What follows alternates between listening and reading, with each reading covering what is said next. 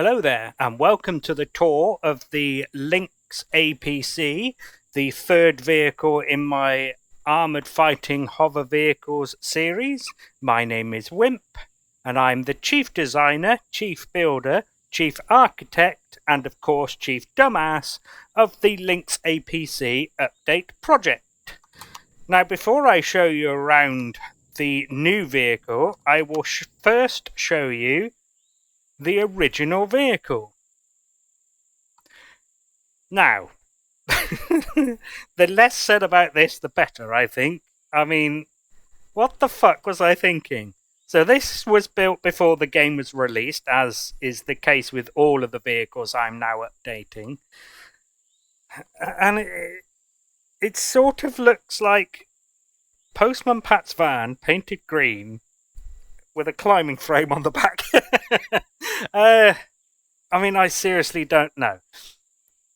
Now, the idea of this bit was that as troops are being deployed out of the vehicle, they had somewhere to take cover if they were deploying into an active conflict zone. But I'm not really sure that's the role of an APC. I think more likely would happen is that they would either be deployed like just round the corner, for example, or out of a different door. So the new one doesn't really have that kind of cover. And there were only 6 seats in total in here, which brings it more in line with the new Caracal that I built. In case you haven't seen that, it is my new Humvee looking job, which is 5 people. So the last thing I really want to mention, other than the fact that the new one doesn't have a harvest module on it, is the asymmetrical turret on the front.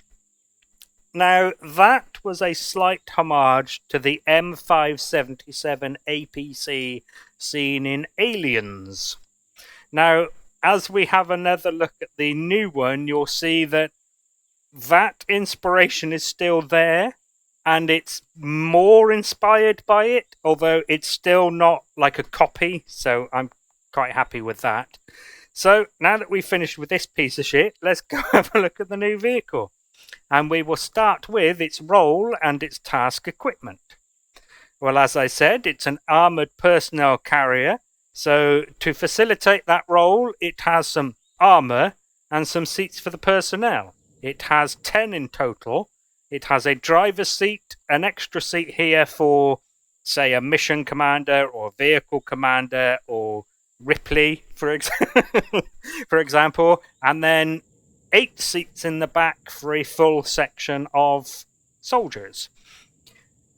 The next section then is its propulsion handling and lift capacity. Now give me a second, I'm just going to lift it off the floor. Right, there we go, it's lifted off the floor. So, propulsion. It is propelled forward by 4 Tier 2 medium thrusters, 2 on each side, and then 2 medium Tier 2 thrusters in the other 3 directions. It has no RCSs, so its mobility is produced solely by the thrusters. Lifting-wise, it has 12 hover engines, all of them on by default. There is no max lift function on this vehicle. However, those 12 hover engines will lift in 4G 61.1 tons, and the vehicle itself weighs 39. So it definitely will operate in 4Gs. So its mobility stats, let's have a quick look. Now I did just open this, so you may have got a glimpse. So its maneuverability is such: 19 meters per second squared acceleration for forward, and then 9 meters per second squared acceleration in the other 3, because the other 3 all have the same number of thrusters. Now, There are twice as many thrusters for forward as there are in all the other directions, and obviously twice 9 is actually 18, so I suspect it's actually something like 9.5, but, you know, it's nothing really. Agility-wise, 19 degrees per second yaw, 8 degrees per second roll, and only 3 degrees per second pitch. Handling. Now, she is very sluggish because she's quite heavy and she only has the medium tier 2 thrusters. Now, with pilot mode on, she handles like this. She gets up to a maximum of 49 meters per second and she turns like a APC. Actually, I was going to say bus, but she turns like an APC. I'm okay with it because it's not supposed to be a Formula 1 car. It's supposed to be a heavy troop transport. But there we go. That's how that looks. Right, that takes us on to the next segment then, which is its power, fuel, and air. So its power is produced by 2 small generators, one on each side, which we will have a look at when we go inside.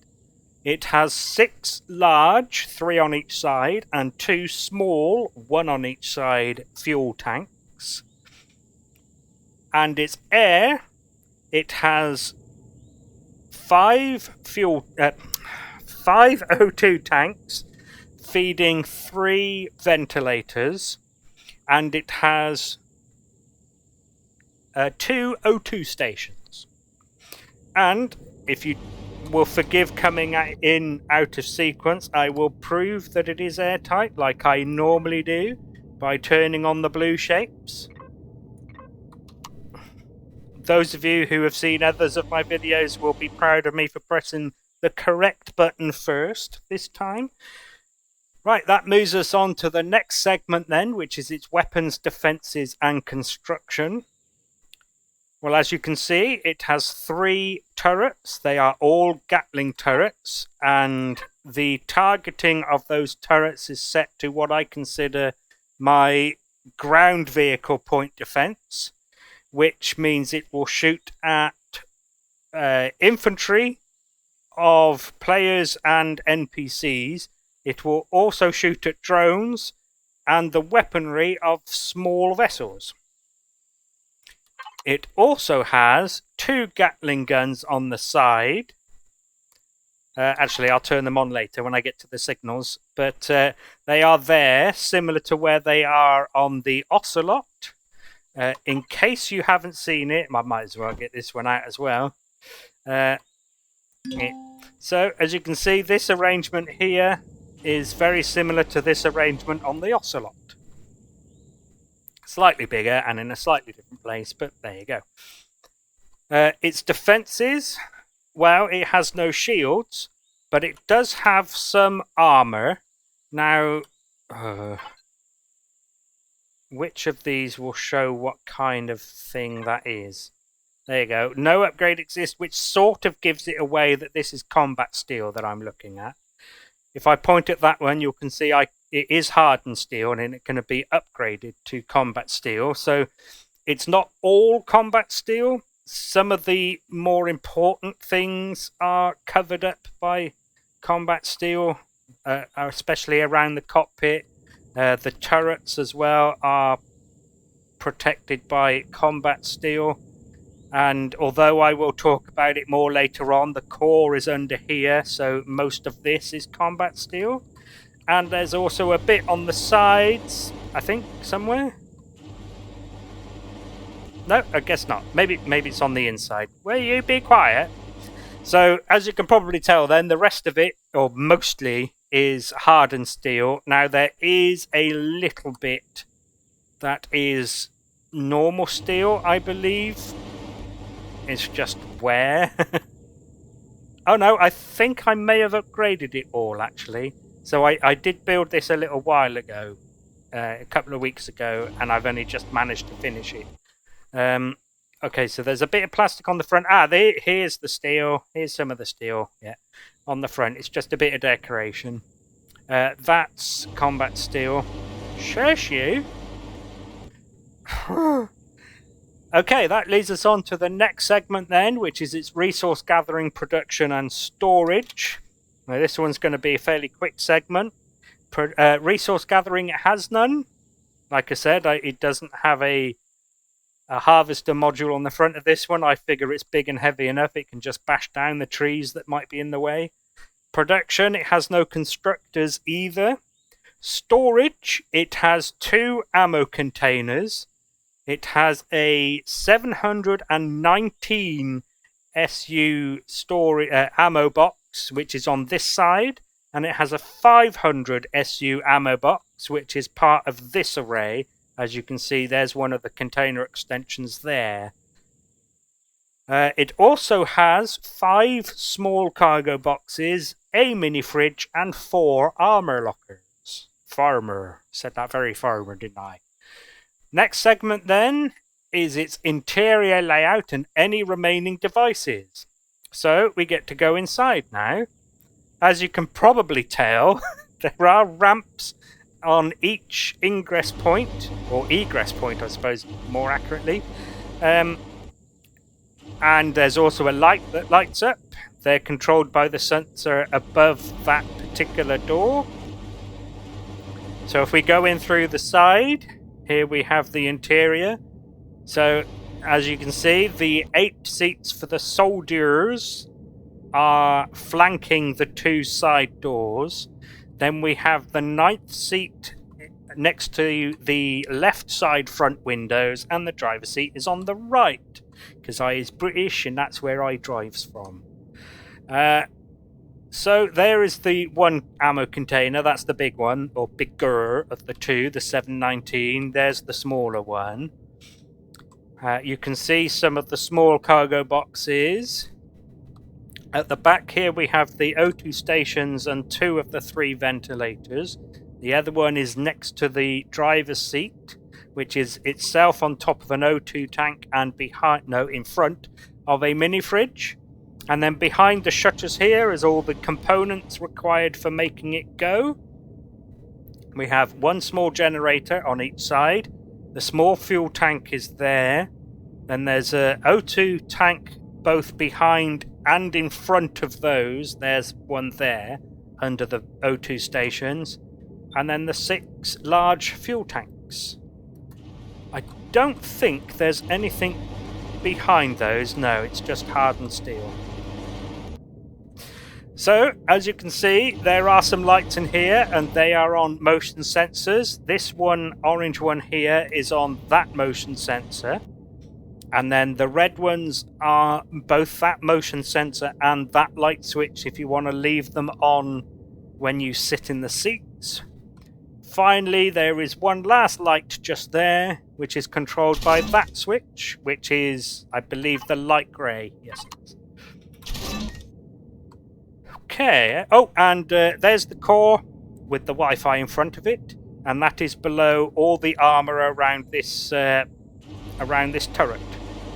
Underneath the turret, but underneath this layer of armor. Okay. That leads us on to the next segment then, which is its shortcuts and signals. As you can see, as usual with my vehicles, I put a device groups and signals. Sometimes they're separate, but this time it's together because there's only 8 of them. A holo display, a heads-up display, if you were. And as you can see there, what they all do, but I will go through them all one by one.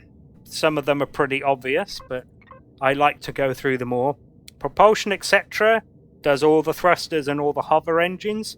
I forgot to mention that this has no hover boosters for any jumping. I needed to save the CPU. There is one more for the headlights, the next one down. It has 4, 2 behind the steel array here, and 2 on the outsides which are diagonal. Of course, my vehicle has tail lights there at the back as usual. I give you a switch in case you don't want them on, and of course if you don't like them at all you can multi-tool them away. Finally is the ventilators. I will cover this even just in case you haven't seen any of my tours before. If we have a look at the power left and we turn the oxygen off, the ventilators suck in all the air, but no power is saved because the ventilators are actually still powered. But if we turn the ventilators off with this switch, you will save some power. So if you're in the breathable atmosphere of a planet, you can turn it off and save some power. Next is the custom signals. That was the custom device shortcuts. The top one, as usual, is power save. It does a little bit on this. So turning the power save on will turn off the one of the generators. And I can't remember which one, and because the animation isn't playing, I can't tell that way either, but it turns one of them off. It also turns off the Wi-Fi and all of the light and ramp control sensors. It also and switches, levers. It also turns off the, or at least it would do if I remembered to set it to do it. There's always something, and it's normally a missing texture, but I always find something in the tour missing, despite the fact that before I do the tour, I take a little while looking around the vehicle, although because of past experiences, of course, I've been looking for missing textures, so that's probably why I didn't find that. So I'm going to need to re-upload, but there you go. So it definitely turns that off. I should point out as well that this mini fridge here comes turned off by default. It's not part of the power save function. I think it's better not to put it on because you don't want to turn power save on, turning off the fridge, and you've still got food in it.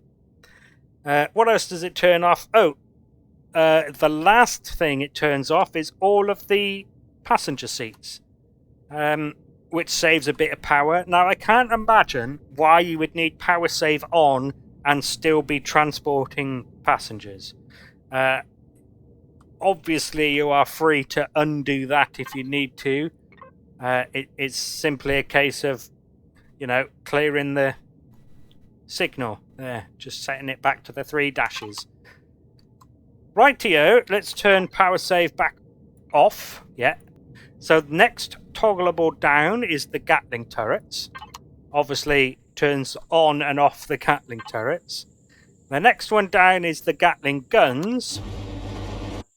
And as you can see, that also turns on a pretend laser. Now that there is a light set to 2 degrees spotlight mode, or at least it was. Why has it changed to 1 degree? Oh, whatever. Doesn't matter. Yeah, and in case you want to know, the laser beam is on that projector there. Next and finally is the closed doors button. That was loud. So, some of my builds come with this. These doors are manual. So, if, for example, you accidentally leave one open and you don't notice until you're in the driver's seat, I don't want you to have to get out to go and close it. So, all you need to do is toggle that. You just heard it close, and it will only close open doors. It won't open them as well. I did think about doing something like that, but of course it would mess up the closed door signal. I was thinking about allowing the driver to open one side or the other, or the back door, and then any troops can disembark away from any conflict. It would be the idea, but there you go. Right, the last segment then is its CPU and upgrading. So, I'm sure the keen-eyed among you noticed the T2 CPU extender there, next to the commander type seat. As you saw, the core is up there. It uses 11,900 of its 12,000. 11,900 and very nearly 50 of its 12,000 CPU. And for upgrading, I haven't given you an upgrade path. So there are no empty slots in here for putting extra stuff in. That doesn't mean you can't personalize it. For example, if you don't need all 8 seats, there's nothing stopping you from ripping this out and putting, you know, a container extension on both sides. But you might need to put in tier 3s then. But yeah, there isn't actually an upgrade path as part of the build. Right, there is only one last thing to cover now, and that is its paint job. So I've included 4 colours for this vehicle. In fact, it's the same 4 colours that all of the Armoured Fighting Hover Vehicles come with. So it comes in the sandy desert sand colour there. I've also included a military green, a PooPoo Brown, and an ever so slightly blue shade of dark grey. And I can prove it's ever so slightly blue because it has 41 blues and only 40 of greens and reds.